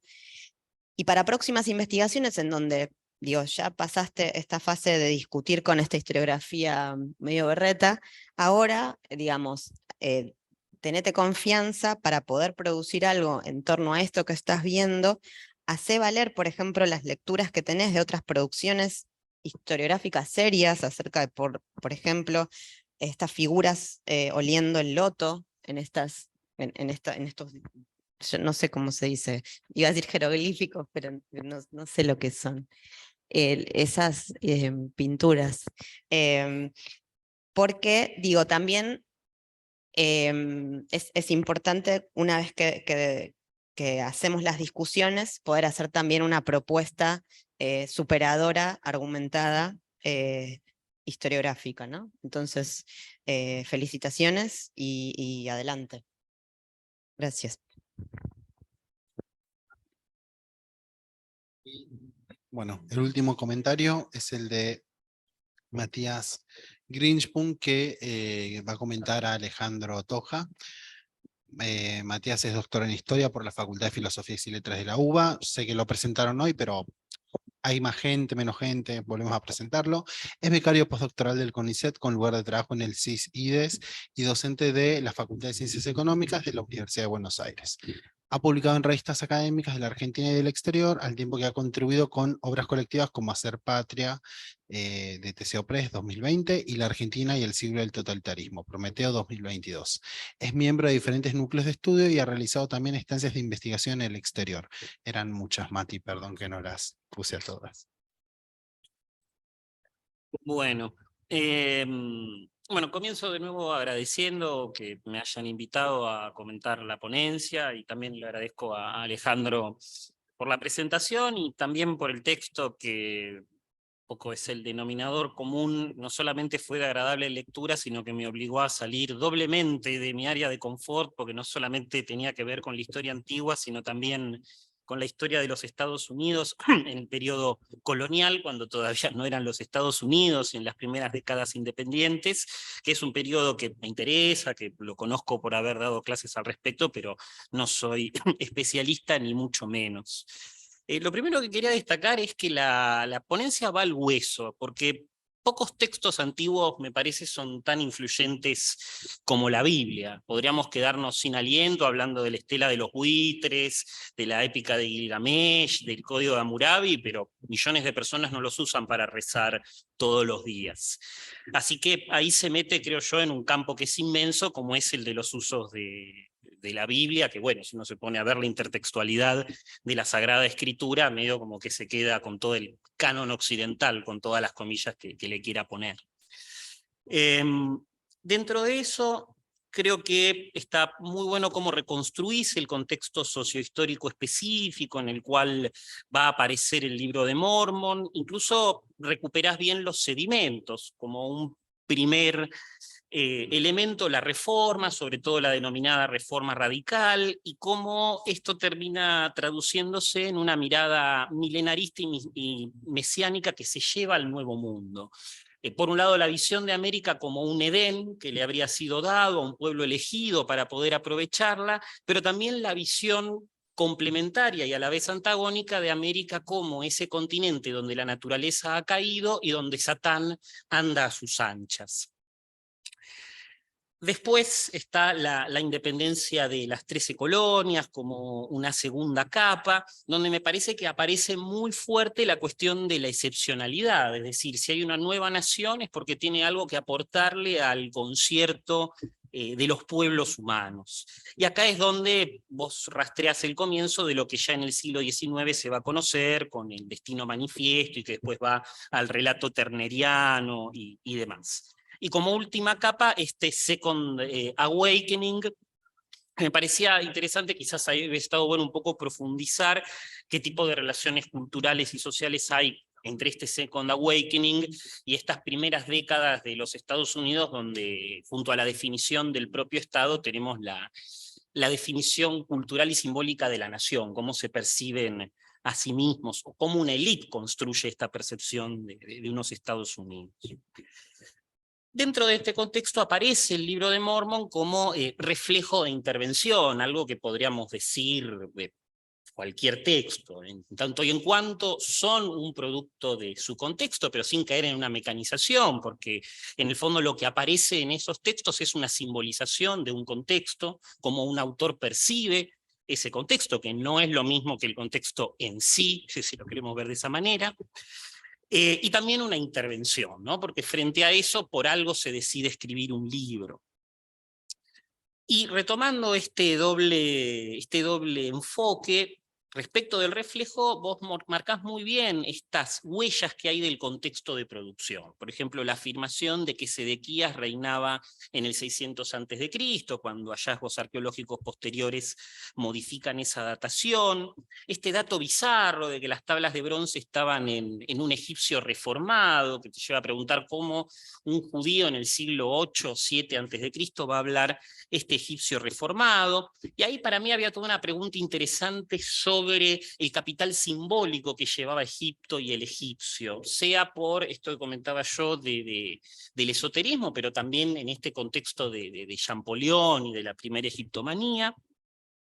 Y después la cuestión de Egipto como un pueblo descendiente de Cam y de los camitas, que ahí me parece, y después lo retomo, hay, creo yo, atender a todas las discusiones sobre la raza que en Estados Unidos estaban a la orden del día. Ni hablar que, por ejemplo, es uno de los primeros lugares donde se lee y se traduce al conde de Gobineau, ¿no? Es un poco posterior, pero está en ese momento, que por supuesto es una discusión que, como bien decís, tiene que ver con lo que está pasando en el sur, ¿no? Con el estatus de los negros. Y otra cuestión que estaba muy, digamos, lo comentaste en la presentación, que es lo de las tribus de Israel, ¿no? Y esas 10 tribus que se habrían perdido. Y acá, no sé si lo conocés, pero creo que hay que remitirse al British Israelism, ¿no? El movimiento contemporáneo que aparece en el Reino Unido diciendo, bueno, se vinieron acá, y una idea que después va a ser procesada y que filtrada por el antisemitismo termina en Christian Identity, hoy por hoy, por ejemplo, junto a otros grupos similares. Ahora, respecto de estas marcas, hay un consejo muy puntual, que es que vos señalás muy bien, ¿no?, que hay como un elemento de error fáctico, historiográfico, pero ese es un nivel de la crítica que a mí me parece el menos interesante, porque estos errores también son una proyección de concepciones. Y acá retomo algo que decía Elías Palti en El momento romántico, cuando él dice que hay una similitud entre el historiador intelectual y el psicoanalista en tanto y en cuanto el psicoanalista ve el síntoma, ve la causa, pero su trabajo no es solamente conectar uno con otro, sino reconstruir el pasaje que hubo, ¿no?, desde la causa hasta cómo el propio paciente se simboliza su síntoma. Entonces, más allá del error, lo interesante está por qué esta persona llegó a este enunciado. ¿Qué pasos previos, qué preconceptos, qué simbolizaciones, qué argumentaciones hicieron que, por ejemplo, se plantee que los faraones eran descendientes de Campo? Retomar una de estas cuestiones. Respecto de la intervención, y con esto ya voy cerrando, vos decís en un punto algo que para mí fue lo más interesante, que es que en el libro de Mormon y en Joseph Smith parece traslucir la concepción de un campesino norteamericano del siglo XIX. Lo primero que te preguntaría es si hay ciertos dejos de jeffersonismo en esto, ¿no?, como una suerte de nostalgia por la buena vida rural, también esta idea de republicanos versus federales, ¿no?, de la descentralización contra el gobierno ahí controlándonos. Pero cuando vos planteás esto de concepción del campesino del siglo XIX, creo que hay una suerte de tensión con otra idea que aparece en la ponencia, que es la de, bueno, la formulación simbólica de un nacionalismo estadounidense y demás. A lo que voy es, campesino del siglo XIX, que podríamos ubicarlo dentro de los sectores dominados, ¿de qué manera se puede considerar el autor de una visión que es representativa de todo el nacionalismo estadounidense, que lo podemos considerar más cercano a una élite cultural? No digo que no esté, pero me parecería interesante ver esos dos momentos. Es decir, por un lado, de cómo el reflejo de una idea de los sectores dominantes, en términos culturales, ¿no?, se quiere gramscianos, puede reaparecer en estos sectores dominados, y después cómo esa idea de los sectores dominados haría, digamos, el camino inverso. Pero más allá de eso, y con esto quiero cerrar y me parece que es una buena vía para seguirlo laburando, si son las concepciones de un campesino del siglo XIX, ahí creo que nos estaríamos metiendo con un tema fascinante, que es el de la capacidad creativa desde un punto de vista simbólico, no solamente material, de esos sectores dominados. Y acá, junto a lo que mencionaba el compañero de Paul Ricoeur y de Michel Desserteaux con los estudios de la recepción, creo que hay un aporte muy interesante del marxismo británico, de Thompson, que se le mencionaba, pero también del mal denominado marxismo culturalista británico, de Raymond Williams, digo, usando sus categorías. El mormonismo es residual, es emergente, es hegemónico, en este momento es emergente y va a querer ser hegemónico, y después, por supuesto, de Stuart Hall, ¿no?, con la idea de codificación y decodificación. Pero bueno, más allá de eso, muchas gracias y felicitaciones.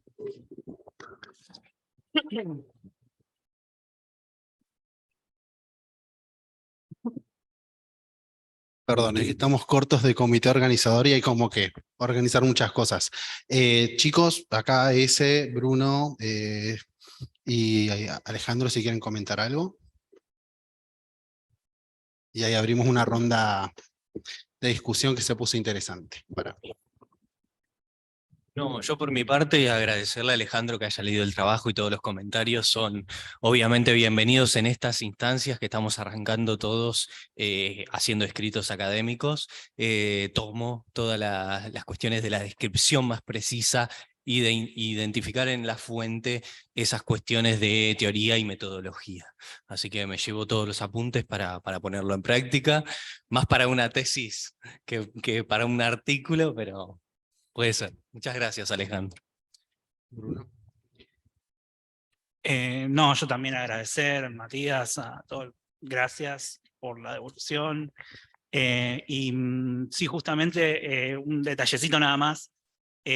Había leído bastante sobre el anglo-israelismo y identidad cristiana y todo lo que representa para la derecha súper reaccionaria del siglo XX. Y la verdad que no lo relacioné en este momento, pero sí, es totalmente coherente y te agradezco también por haber tomado el tiempo y por los consejos. Bueno, yo además de las lecturas también me llevo los aportes metodológicos que le hicieron a mis compañeros, porque uno de los problemas que me encontré al hacer el trabajo es que sentí que me quedaron como dos trabajos, por un lado lo teórico y por otro lado el análisis de la fuente, y juro que me costó horrores unirlo y que quede como un solo trabajo. Así que nada, les agradezco también porque los comentarios que le hicieron a Ezequiel y Alejandro y al Lisandro también pueden ser aplicables para el resto de las ponencias. Sí, yo bueno, ante todo quiero hacer unos comentarios y ahora abrimos también un poquito la ronda. Me parece, bueno, súper agradecido por la lectura tan profunda que hicieron. Me parece que estas son instancias reales de producción de conocimiento. Los chicos me están escuchando hace una semana hablar de ese vocablo, pero en este intercambio podemos ver primero algunas cuestiones. Alejandro, quiero rescatar lo que dijiste vos con respecto a la documentación. Muchas veces nos dejamos seducir por la teoría y es mucho más fácil ser sociólogo que historiador, vamos a decirlo. Yo siempre... Ok, bueno. Es más fácil igual. No, pero... no, porque hay una cuestión... Hay una cuestión que tiene que ver con la importancia que le damos a la documentación, a las fuentes, y ahí me parece que diste en el clavo algo que me gustó mucho que dijiste, ¿no? Meterse más en la fuente, ¿no? Detenerse en esas cosas que para nosotros son obvias y que en realidad justamente al producir historia tenemos que ir desarrollándolas, ¿no? Así que, bueno, eso puntualmente por un lado. Y después por otro lado también me parece que, nada, pensar que la investigación es un proceso, ¿no? Todos tenemos algunos puntos de inicio, vamos avanzando, retrocedemos, nos estancamos, nos lleva años, a algunas personas les lleva décadas y está muy bien, porque justamente ahí está qué sé yo, la magia de la historia. Así que bueno, creo que eso por un lado, no sé si alguna... Perdón, bueno, yo tengo una pregunta para los cuatro. Para Lisandro, ¿qué tipo de fuentes trabajaste para tu investigación? Y en algún punto, si en tu instancia de investigación tenés que saber ruso o las horas necesarias para investigar ya han sido traducidas. Para Ezequiel, un poco como lo mencionaba Alejandro, ¿qué es lo que más te llamó la atención leyendo las guías turísticas? Y si encontraste algo que no esperabas encontrar para la investigación que vos hiciste. Para Bruno, un poco como mencionaba Gabriel antes de irse, de la fuente, de lo que es, vos mencionaste la flor de loto como un símbolo de un vínculo. ¿Había algún tipo de vínculo por fuera de lo que era, lo que puede ser sexual? También decían, bueno, eran hermanos. Bueno, vos decís, bueno, como la flor de loto simbolizaba la unión entre un hombre y una mujer, podemos interpretar que era un vínculo, o no sé si lo entendí mal, entre dos hombres. ¿Había otro tipo de vínculos en esa época que puedan también aplicarse a la interpretación de esa imagen? Y la pregunta para Alejandro es también, si para tu investigación, si lo hiciste o a futuro, te entrevistaste con pastores mormones, un poco para la picardía de ver cómo justifican o si ellos han reinterpretado su propia historia a la luz de estas incongruencias que, por ejemplo, lo que mencionaban del papiro. Está bien, bueno, a esta altura probablemente los propios mormones sepan que ese papiro se lee de otra forma, entonces también ellos como mismo, ¿qué visión tienen de ellos mismos al respecto?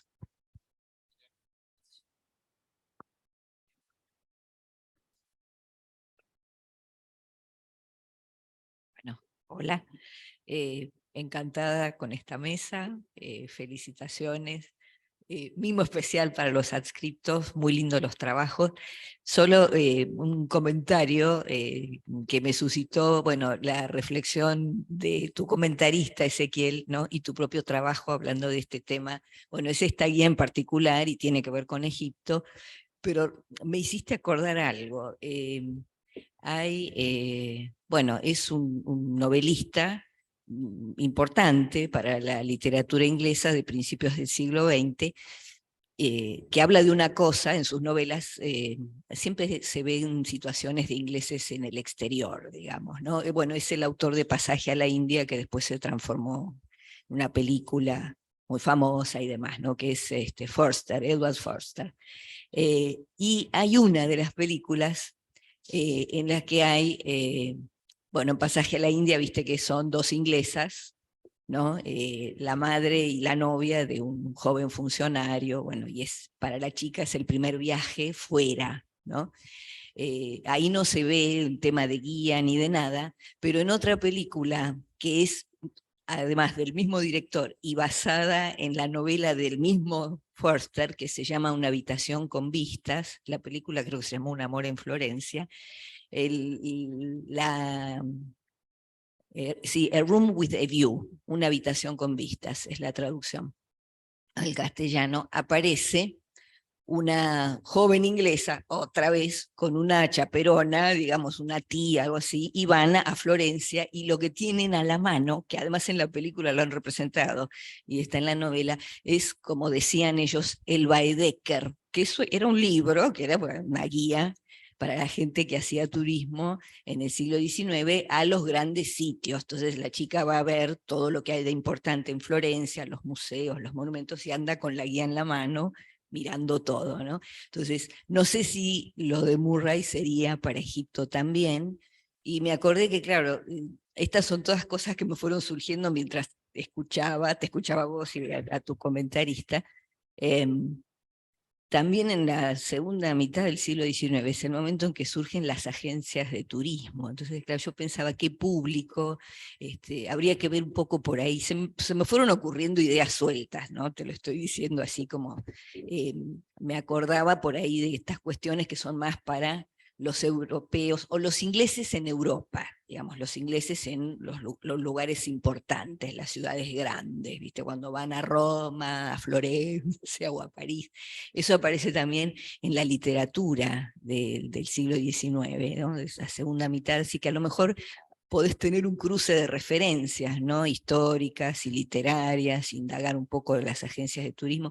Yo pensaba en eso cuando escuchaba, bueno, a qué público, ¿no? ¿Qué está dirigido? ¿Quiénes son los que podrían tener acceso a la lectura o les importaría, ¿no? Ver las diferentes ediciones de la guía, como, bueno, como sugerían acá, ¿no? Son ideas sueltas, lo pensé, lo que me acordé primero era lo de Europa, lo de Egipto no lo tenía, que hubiera guía para Egipto, pero Egipto tiene una historia de lugar obligado, ¿no? Nunca se fue, digamos, de la mirada desde la antigüedad, ¿no? Los griegos, los romanos conservaron su relación con Egipto, en la Edad Media parte de ir a las cruzadas a lo mejor incluía hacer un desvío para ver, comillas, los lugares santos o relacionados con personajes bíblicos en Egipto. Entonces está bien, no es el turismo del siglo XIX, ¿no? Pero estaba pensando en estos intereses viejos, ¿no? Y esa conexión vieja con la fascinación de Egipto. Pero lo de las guías, cuando vos dijiste Murray y empezaste a explicar, a mí me saltó el Baedeker y las novelas de Forster y la película. Nada de eso, por ahí hay alguna punta, ¿viste? Para encontrar algo, para pensar en los públicos también, ¿no? Mati, ¿me puedo atrever para todos un comentario muy breve de esto, a lo que dijiste? No, me atrevo porque no les quiero robar después para que respondan. A lo que, en colación a lo que dijiste, que uno, es una discusión para seguir después tal vez, pero me parece importante que la lectura de la teoría, no obstante, es importante, porque uno de los problemas que tenemos los historiadores muchas veces es que no hay teoría en historia en términos duros, entonces uno busca inspiración y lee estos libros, por eso me parece interesante Riquet, Desertó, bueno, un montón de otros tipos, que nos hacen pensar los problemas. El tema es que después los tenemos que bajar justamente a esto que hemos discutido con vos, bien, o sea, conversado, porque hay que encontrar en la literatura, por ejemplo, Chesterton sirve para pensar un montón de cosas, digo, porque recién mencionabas autores, o sea, a veces uno no sabe de dónde, pero se termina leyendo algo por la tangente y le permite ordenar. Por eso es tan importante leer no digo cualquier cosa, no, tampoco voy a llegar a eso, pero digo, estos textos para después pensar los objetos de estudio. Porque eso es también, o sea, lamentablemente la historia por historia misma a veces es más de la teoría política, filosofía, bueno, yo digo lo mío, ¿no? En otros lugares. Y no hablo más. Y te censuraste, ya te censuro, yo no quiero que hables más. No, pero lo acabas de decir muy bien, justamente me parece va por ese lado, ¿no? Que la teoría nos ayude a pensar, pero que no nos tape, ¿no? Que no nos agarre ese documento y nos transforme y le dé machetazos para que entre claro, en el modelito. Pero no, bueno, súper enriquecedor, gente, los que quieren. Les corresponde a ustedes ahora responder. Bueno, en principio, gracias por la pregunta, gracias por sus comentarios, gracias sobre todo porque a través de sus preguntas se nota que estuvieron analizando en profundidad lo que íbamos diciendo, escuchando atentamente, y eso es realmente muy, muy enriquecedor, y la verdad que está bueno poder dar este tipo de discusiones y recibir ese tipo de recepciones.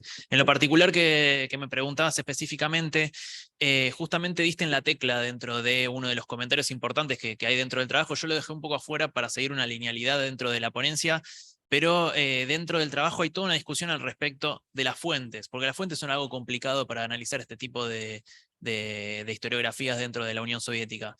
Hay un estudioso de la historia de Japón y de la historia de la Unión Soviética que enseña ambas en conjunto en la UCLA, que menciona que la japonología soviética es un gigante invisible. Y en realidad, cuando uno agarra este tipo de historiografías, son todos gigantes invisibles. Y justamente a raíz de esta cuestión del ruso, y que es un comentario que vos hacías muy profundamente, muy, muy acertadamente, quiero decir. Dentro de ese gigante invisible empiezan a llegar a partir de hace poco tiempo algunas fuentes terciarias que refieren a esta historiografía y que empiezan a analizar algunas de esas revistas, de esos círculos, de esos grupos y de esos autores también. Dentro de esas fuentes terciarias es muy enriquecedor para poder analizar, para poder llevar a cabo este tipo de trabajos, y es un punto donde comencé también a utilizar para este trabajo. Por otro lado, están los trabajos de este autor, que ahora no me estoy acordando el nombre, pero no hay tantos tampoco referido a la japonología, otros autores que hablaban de indiología respecto a la historia de India dentro de la Unión Soviética, y a raíz de esos se van sacando algunas puntas, algunos intereses y algunas agrupaciones de diferentes estudiosos. Y sobre todo también están empezando a aparecer, ahora referido justamente al idioma, particularmente algunas fuentes traducidas al inglés, sobre todo de finales de la Unión Soviética, esta colección que yo mencionaba, que después se derivó en una conferencia. La conferencia no tuvo un resultado, no tuvo publicaciones al respecto de las conferencias, pero sí de las colecciones. Y eso hoy se consigue en inglés, justamente. Entonces, a partir de esos diferentes abordajes, a partir de esos diferentes lugares, se van encontrando esos autores. De hecho, este autor, Golenishev, que mencionaba, lo menciona literalmente, esa colección del Museo Pushkin, lo menciona como el primer egiptólogo de la Unión Soviética, y a raíz de esos que se pueden empezar a obtener lo que son los espacios más historiográficos con respecto a la historia, a la egiptología. Luego también hay mucho culto en ruso, hay mucha revista en ruso que se consigue, pero que no está traducida, y que para eso hay que acceder a traducciones de ruso. Yo personalmente no sé ruso, sí tengo gente cercana que sabe hablar el idioma y me ayudó muchísimo a poder llevar a cabo este tipo de análisis, pero el idioma te pone un coto a la hora de investigar este tipo de historiografías, así que no es necesario para dar el primer puntapié, pero sí a la hora de profundizar es necesario acceder al ruso, sea sabiéndolo, sea accediendo a través de algún tercero que te pueda llegar a generar una ayuda.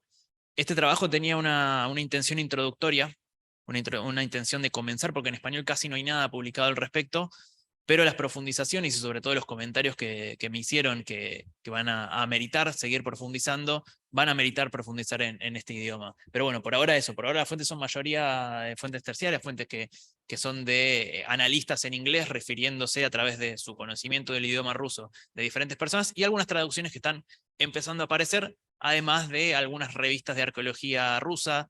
El Instituto de Arqueología de Azerbaiyán tiene, por ejemplo, publicaciones en inglés también, que son sumamente interesantes. Hay como un anuario, una publicación también, que es de egiptología rusa, que se publica en inglés también, ahora que es actual, está publicado el último número hace no tanto tiempo.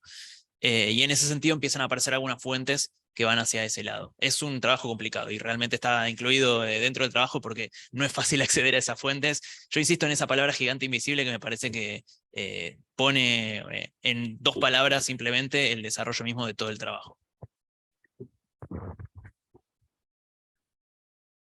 Bueno, por lo que entendí, tu pregunta iba al tema de las vinculaciones dentro de las fuentes entre seres humanos o, bueno, muertos en este caso. El tema de la figura oliendo de la flor de loto no tiene una relación en cuanto a la vinculación de las personas que componen la tumba en sí, sino que está más relacionada a un significado mortuorio. Es más, aparece un apartado dentro del libro de los muertos donde el espíritu de la persona difunta, dueña de la tumba, quiere resurgir en una flor de loto porque había una deidad solar que justamente resurge o emerge de una flor de loto en el lago primigenio. Entonces el tema de oler la flor de loto está muy relacionado al mundo mortuorio, a la reencarnación en la Duat, justamente como el lazo que tiene con el más allá. Después también es, bueno, un dato curioso es que en este caso al menos uno de estos personajes sobrevivió, o sea, uno murió primero. Entonces el otro fue el encargado de terminar la mastaba y decidió incluir a la persona que ya había fallecido en esas, a ver, en el contexto en el que nos legaron a nosotros la mastaba con las representaciones que nos legaron. La realidad es que para saber qué tipo de vinculaciones tuvieron realmente, no tenemos la información necesaria. Habría que analizar toda la transliteración y traducción de los jeroglíficos porque no, o sea, la realidad es que mi trabajo se centró en la recepción que tuvo la mastaba y no en la mastaba en sí misma. Si bien puse fotos en el PowerPoint y también en la ponencia de la mastaba porque era necesario poder ver qué es lo que veían los investigadores cuando investigaban, sí me gustaría trabajar sobre la mastaba porque me resulta súper interesante. Pero bueno, lo tomo por ahí para futuro. Sí, en cuanto a si entrevisté a algún pastor, no, pero es decir, a partir de los 70, cuando ya se vuelve a reencontrar este papiro, se lo reinterpreta correctamente en universidades importantes en los Estados Unidos, hay un surgimiento, un resurgimiento de un movimiento apologético mormón importante. Y no es casualidad que no solo hay un movimiento apologético, tanto sobre todo en las universidades mormonas, sobre todo en la Universidad de Brigham, Brigham, que es el nombre del sucesor del profeta. Es decir, en ámbitos académicos hay una especie de resurgir de esta apologética en contra de los estudios un poco más serios a nivel historiográfico. No quiero decir que no sean serios, pero carecen de mucha rigurosidad, ¿sí? Y un detalle más, que me acabo de acordar, no es casualidad también que vuelve a resurgir un momento como de coleccionismo, de anticuarismo en este momento en los Estados Unidos, que refleja, y paso el chivo, hay una docuserie en Netflix que se llama Un falsificador entre los mormones, cuyo en realidad el nombre es la historia de una persona que falsificó documentos para hacer mormones, digamos, tratando de validar las posiciones más tradicionales de ellos, ¿sí? Termina siendo un asesino. En realidad el nombre del documental es Un asesino entre los mormones, pero me parece que en la traducción al castellano para Netflix, Un asesino entre los mormones le pareció poco políticamente correcto, así que bueno, es recomendable la docuserie porque también aborda esta teología y los conflictos dentro del mundo mormón a partir de los nuevos descubrimientos de la egiptología ya en los últimos 50 años. Sí, como para cerrar, con respecto a lo que decía Irene sobre las guías Bedecker son las primeras que utilizan un sistema clasificatorio de ranking, lo que hoy se conoce como el sistema de estrellas.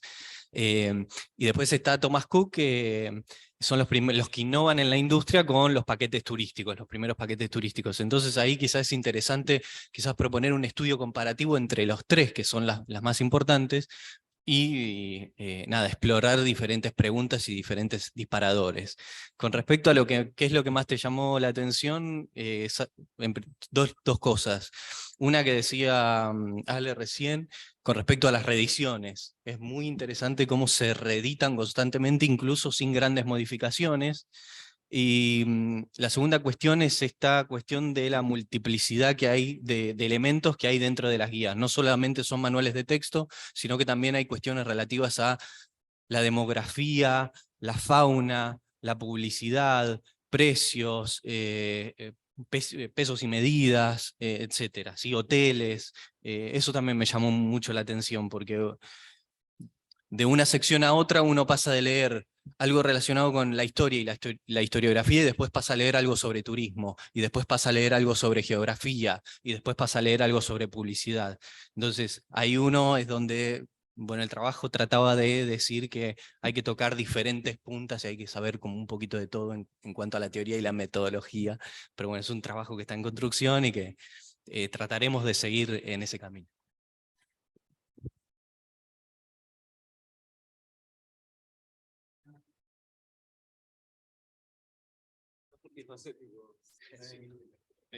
Multitasking, pero sí estoy también, che. Bueno, muchas gracias. La verdad que fue para mí uno de los mejores momentos de las jornadas, este intercambio y escuchar nada, investigaciones de personas que están arrancando y personas que los pueden orientar. Me encantó. Buenísimo. Y ahora estamos preparando nada, con gaseosas frías y un convite en el segundo piso al que quiere sumarse antes de que la profesora Rodríguez cierre las jornadas, ¿sí? Así que ahora nos trasladamos de acá al segundo piso, ¿sí?